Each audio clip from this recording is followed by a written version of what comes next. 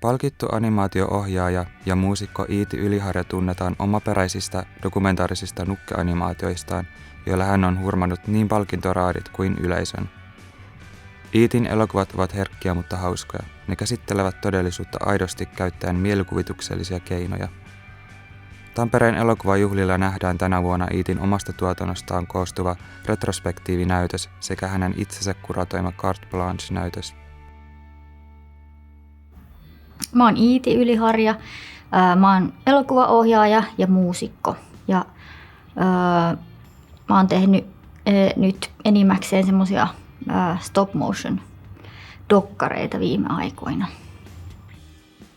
Opiskelin kuvausta ja leikkausta aikoinaan Metropolialla ja sitten siellä oli semmoinen Marju Trimmisen stop motion kurssi ja sitten se oli ihan tosi semmoinen innostava ja hauska, että jotenkin siellä pääsi kokeilemaan kaikkia eri stop motion tekniikoita ja se oli ihan tosi hauskaa niin kuin näprätä tosi rauhassa vaan jonkun asian parissa ja kokeilla kaikkea erikoista. Ideoita tietysti syntyy ihan sikana kaikesta sellaisesta, että hei, mä haluaisin nyt rakentaa jonkun avaruusaluksen. Ja niin kuin, että semmoisesta, että olisi niin kiva kokeilla jotain tätä juttua tai semmoisesta innostuksesta tehdä jotain näpräillä ja rakennella. Ja stop motionilla voi tosi niin kuin mielenkiintoisesti lähteä kuvittamaan sitä kokemusta. Ja niin kuin, se on musta mielenkiintoista yrittää löytää sitä tapaa, millä se joku fiilis, vaikka mikä sillä ihmisellä on, niin saataisiin välitettyä katsojalle jollain vähän erityisellä tavalla. Mua innostaa vähän semmoinen kaos ja hässäkkä ja tekemisen semmoinen ei niin justiinsa ja semmoinen tee se itse ja semmoinen, ettei liikaa viilata ja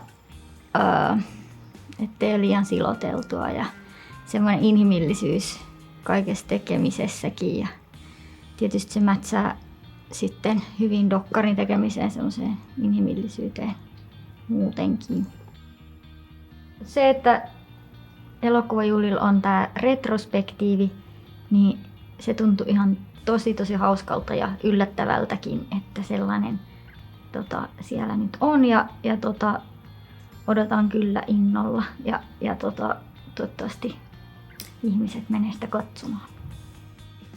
Siellä on Metropolia-aikainen semmonen crazy kokeilu, kun unessa ei voi kuolla. Siinäkin on avaruusteemaa ja se on ehkä semmoinen niinku kans semmoisesta inhimillisyydestä ja sellaisesta, että miten kaikkien ympärillä olevien kriisien ja asioiden kanssa ja murheiden kanssa ja kaiken, miten ihmiset niitä taklaa ja eri tavoin. Sen jälkeen siellä on myös Metropolia-aikana semmoinen kaikki tätini-lemmikit, mikä kertoo sit sellaisesta lemmikkien omistamisen ristiriidoista. Sitten siellä on oikeita miehiä, mikä kertoo taas sit semmoisesta miehen ja pojan rooleista ja niiden kanssa elämisistä. Ja sitten siellä on kaikki äitini puhelut, mikä kertoo mun äidistä ja sen elämäntilanteista ja semmoisesta, miten se pärjäilee niiden kanssa ja mitä kaikkea oikein pyörii sen elämässä. Ja sitten siellä on Blush, no siinäkin just mennään avaruuteen ja se kertoo sitten myös vähän just semmoisesta miehen ja pojan rooleista ja niiden avartamisesta tietyllä tavalla. Siellä on ihan uusi Täällä haisee hiiri, joka kertoo mun oman elämän semmosesta 7 vuoden takaisesta elämäntilanteesta ja siitä selviämisestä tai eteenpäin menemisestä. Et se on ehkä ne kaikki jotenkin, niissä on jotain semmoista inhimillisyyden ja keskeneräisyyden ja semmoista teemaa jotenkin, että ihmisten moniulotteisuutta ja kaikkia palkintoasioita, kuten Jussi ja Risto Jarva ja semmoisia, että ne on tosi hienoja saavutuksia ja mä oon tosi iloinen niistä ja ne lämmittää tosi paljon ja ihmetyttääkin ja kaikkea.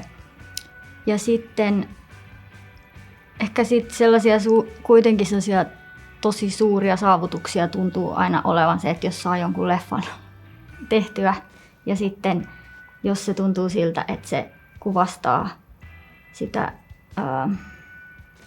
päähenkilöä ja niin kuin, että sai jonkun sellaisen niin ison asian tehtyä kuin leffa ja se vielä jotenkin onnistuu tai tuntuu siltä, että se on sen päähenkilön näköinen ja kertoo jotain aidosti siitä, niin se tuntuu, ne on niin kuin niitä siistejä saavutuksia, jos siinä onnistuu.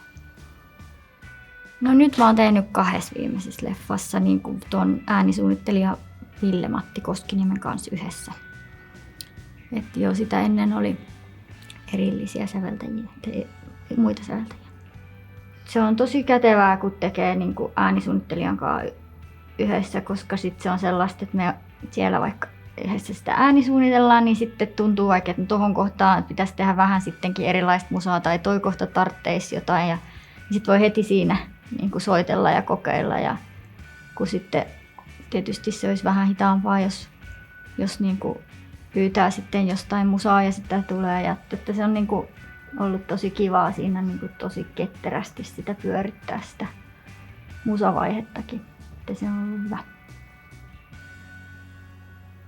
Animaatioita kannattaa tulla katsomaan. Niissä usein sukelletaan johonkin erikoismaailmoihin ja se voi olla tosi hienoa ja mielikuvituksellisuus ja kaikki, niin se on niin voimakkaasti läsnä siinä maailmassa. Ja sitten mun omia leffoja kannattaa tulla katsomaan. Ne on toivottavasti vähän hauskoja ja sitten myös ne pyrkii juhlistamaan just semmoista inhimillisyyttä ja keskeneräisyyttä ja kaikkea sellaista ja koskettamaan sillä tavoin myös, että toivottavasti nähdään siellä.